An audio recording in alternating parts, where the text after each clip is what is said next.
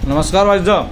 नमस्कार नमस्कार। अजय भाई साहब, क्या कुंडली से ज्ञात किया जा सकता है कि किसी के भाग्य में राजयोग है या नहीं है? कैसे ज्ञात कर सकते हैं? बिल्कुल ज्ञात किया जा सकता है। अच्छा जी, लेकिन अब लोगों के मानसिकता राजयोग से राजनीति को जोड़ती है। अच्छा। और ऐसा ज्योतिष में कहीं कोई विषय नहीं है कि व्यक्ति राजयोग है तो वो राजनीति ही करेगा। देखिए, वर्तमान परिवेश में लोगों को लगता है कि वो राजयोग है मेरा तो मैं राजनीति करूं, चुनाव लड़ूं, MP MLA मंत्री बनूं, और वो संभव नहीं हो पाता है। तो पंडित जी ने उनने बताई, ये सब चीजें बोलते हैं। लेकिन जो राजसी पद्धति से जी रहा है, जिसके पास साधन संपन्न है व्यक्ति, ईश्वर की कृपा है, तो ज्योतिष में उसको भी राजयोगी बोलते हैं। वो अपने ऊपर है, व्यक्ति के ऊपर है। अगर अच्छी सर्विस में है तो भी राजयोग माना जाएगा, अच्छे आप कारोबार है तो भी माना जाएगा। अब कुंडली से राजयोग कैसे देखे जाते हैं? तो प्रथम जो लग्न होता है ना, वो अच्छा जी, यस।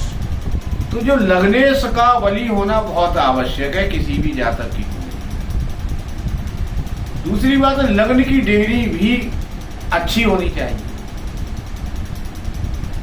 वो 0 के आसपास या 29 पॉइंट के आसपास नहीं होनी चाहिए। मैं तो कहूँगा 10 से और 18 के बीच में जो भी लग्न और लग्नेश की जो डिग्रियां हैं, और लग्नेश भी सही स्थान पर बैठा है, तो निश्चित रूप से एक राजयोग तो यही हो गया। ये व्यक्ति अपने जीवन में संपन्नता प्राप्त कर लेगा। अब मेहनत से करेगा, परिश्रम से करेगा, या उसको गॉड गिफ्टेड होगा, या उसको पारिवारिक ही पृष्ठभूमि मिलेगी जन्म से, ये अन्य ग्रहों के ऊपर निर्भर है। तो उसमें दसम भाव भी आता है। अच्छा। 9वां भाव भाग्य का भी आता है। लेकिन मैं तो कहूंगा 10वां भाव बहुत ही महत्वपूर्ण होता है राजयोग। अगर 10वां भाव का स्वामी अपने ही घर में बैठा है तो निश्चित रूप से उस व्यक्ति का राजयोग होगा। लेकिन अगर लग्नेश ही डाउन है, लग्न की डिग्री डाउन है, तो उस जातक के अंदर चेष्टा बल नहीं होगा। वो राजयोग होने के बावजूद अजगर, मेरी समझ में तो केवल वो अजगर हो गया।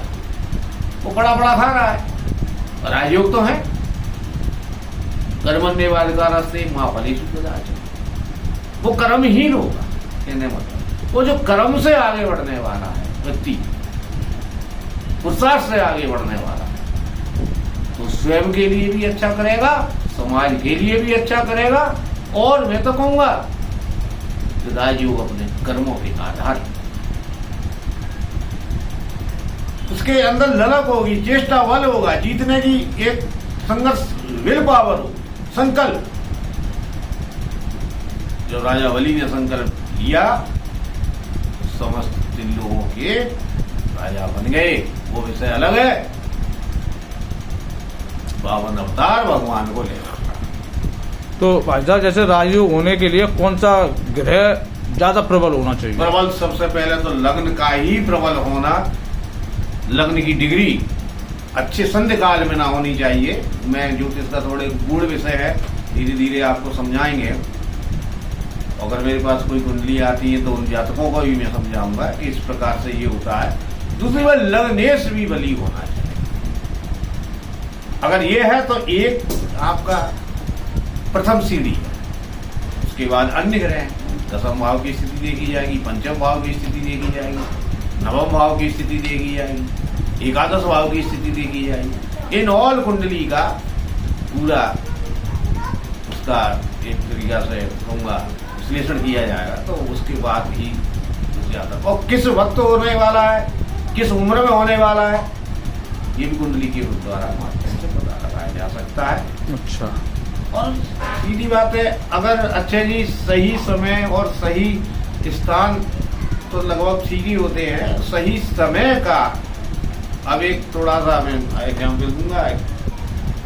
रात के 12 बजे का समय 1 तारीख की रात की 12 बजे जन्म होगा, ठीक है।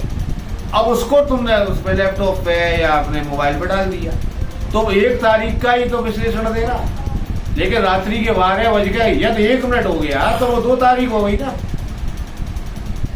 तो 2 तारीख की सुबह डालिए ना कि 1 तारीख। अब उसका बिल्कुल समय यही नहीं पता कि साहब 12:05 पे थे कि 12 से 5 मिनट पहले हुए।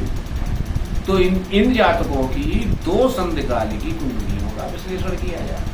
जो जातक पर सटीक चल रहा, अगर पिछला आज की डेट में आपने किसी 15 वर्ष या 20 वर्ष या 25 वर्ष के व्यक्ति की हमको दिखाई कुंडली, और हमने 10 साल पहले की कोई घटना उनसे टैली की और वो टैली हुई,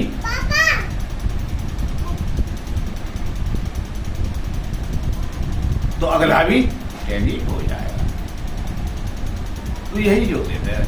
अच्छा जी, कुल मिलाकर ये है कि अपने पूर्ण रूपेण विश्वास के ऊपर भी है, और मैं तो यही कहूंगा कि किसी भी एक कुंडली पर समय देना पड़ता है तो उस समय देने का भी एक कहने मतलब ये मानसिकता होती है। हर वक्त तो व्यक्ति अगर जो सिस्टम पर ही बैठे हैं उनका अलग विषय है, और उनका यही अपना कार्य है, व्यापार है, तो अपने बैठे हैं हर समय। लेकिन हम लोग ऐसा नहीं करते हैं, और हमारे गुरु लोग भी हैं, तो कुंडली का कोई समस्या आती है, जातक के समस्या का समाधान किसी विधि से, हवन पद्धति से या किस उपाय से होने वाले, तो हम प्राचीन पंचांगों के माध्यम से उनका कराते हैं, न कि कोई आज के जमाने में सिस्टम चल गया तो वो सिस्टम से चलाने वाले नहीं।